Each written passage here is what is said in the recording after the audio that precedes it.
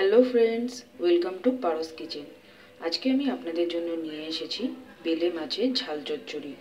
আমার রেসিপিটি যদি আপনাদের ভালো লেগে থাকে তাহলে আমার চ্যানেলটি প্লিজ সাবস্ক্রাইব করবেন, লাইক এবং শেয়ার করতে ভুলবেন না।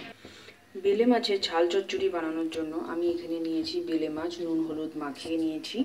এখানে আমার লাগছে আলু, এইভাবে লম্বা লম্বা করে কেটে নিয়েছি। আপনারা চাইলে এখানে বেগুনও লম্বা লম্বা করে দিতে পারেন।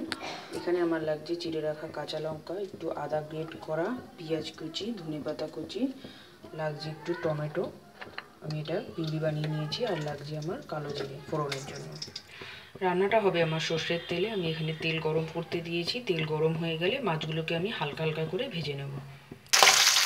আমি মাছগুলোকে ভেজে নিচ্ছি, খুব হালকা নরম মাছ, এটাকে আমি হালকা করে ভেজে নেব যাতে ভেঙে না যায়। ভেজে নিয়ে ফিরে এসে আপনাদের দেখাচ্ছি। মাছগুলোকে দেখুন আমি ভেজে নিয়েছি। এখানে আমি কড়াইতে ওই তেলের মধ্যে দিয়ে দিচ্ছি কালো জিরে, দিয়ে দিচ্ছি আমি আলু, আমি লম্বা লম্বা করে কেটে রেখেছি, আমি দিয়ে দিলাম। দিয়ে আমি হালকা করে ভেজে নেব এটাকে। তারপরে আমি পেঁয়াজ কুচিটা দিচ্ছি। এবার আমি পেঁয়াজ কুচিটা দিয়ে দিচ্ছি, দিয়ে আমি এটাকে ভাজা ভাজা করে নেব আলুর সাথে।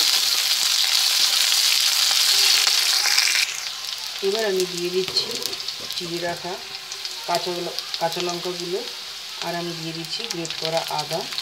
দিয়ে আমি খুব ভালোভাবে এটাকে ভাজা ভাজা করে নেব।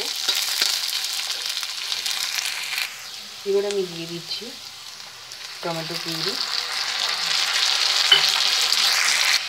এবার আমি এর মধ্যে দিচ্ছি গুঁড়ো মশলা, দিচ্ছি আমি স্বাদ মতো নুন, দিচ্ছি আমি হলুদ গুঁড়ো, এখানে আমি হাফ টিস্পুন দিলাম, জিরের গুঁড়ো হাফ টিস্পুন দিলাম।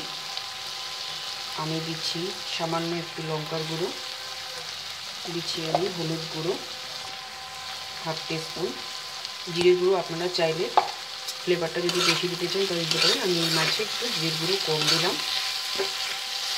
এবার আমি ভালোভাবে কষিয়ে নেব জল দিয়ে হালকা করে।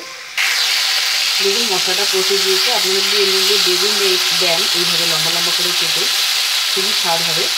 আমি দিয়ে দিচ্ছি জল এখানে আমি ছোটো বাটির 1 বাটি জল দিয়েছি। এবার আলুটা সিদ্ধ হতে টাইম দিতে হবে, ততক্ষণ আমি ফিরে আসছি। দেখুন 5 মিনিট হয়ে গেছে। আমি মাঝে একবার এটাকে খুলে নেড়ে দিয়েছিলাম। দেখুন আলুটা দেখুন সিদ্ধ হয়ে গেছে। এবার আমি মাছগুলোকে দিয়ে দেব, ভেজে রাখা মাছগুলোকে আমি দিয়ে দিয়েছি।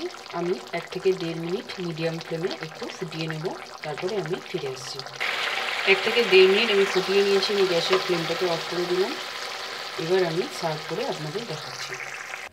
তৈরি হয়ে গেছে আমার বেলে মাছের ঝাল চচ্চড়ি। আপনারা অবশ্যই বাড়িতে এভাবে বানাবেন এবং আমাকে জানাবেন কেমন লাগলো। আমার ভিডিও দেখার জন্য ধন্যবাদ। আমার চ্যানেলটি প্লিজ সাবস্ক্রাইব করবেন।